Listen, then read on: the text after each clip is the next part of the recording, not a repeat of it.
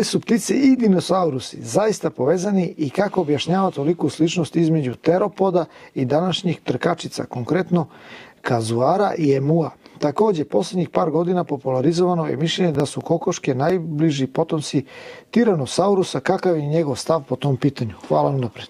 Nema nikakve veze ptice, nemaju nikakve veze sa dinosaurusima, to je jedna izmišljena priča, evolucionistička.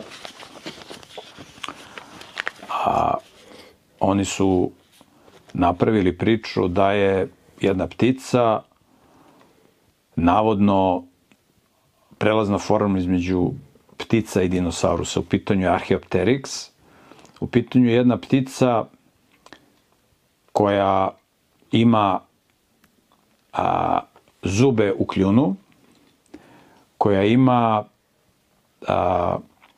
kandže na krilima i na osnovu te dve osobine oni su rekli, evolucionisti, evo vidite, to su gmizavačke osobine. A u isto vreme ima osobine ptica, ima perje, taj Archaeopteryx, i ima jednu grudnu kost koju imaju samo ptice. Jednu grudnu kost koja se zove furkula ili voljka. Međutim, mi znamo da postoje i druge ptice koje imaju zube u svom kljunu, kao što je Archeornis, Hesperornis. To su ptice za koje znamo da su ptice, a imaju zube. Imamo ih u fosilnom zapisu. Što se tiče kandži na krilima, imamo pticu koja se zove noj, koja ima kandže na krilima.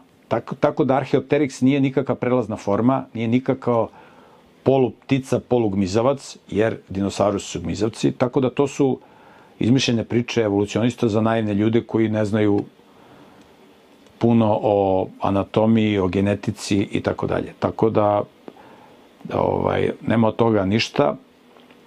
Imaš jednu jako dobru knjigu, ima nekoliko dobrih knjiga o poreklu gmizavaca i tim takozvanim prelaznim formama. Imaš knjigu Krah evolucije, autor je Duane Gish. Tu knjigu imaš besplatno na sajtu naukareligija.com. Imaš i na sajtu Centra za prirodnjačke studije creation6days.com. Znači, Krah evolucije, Duane Gish. I ima jedna druga knjiga, zove se Ikone evolucije.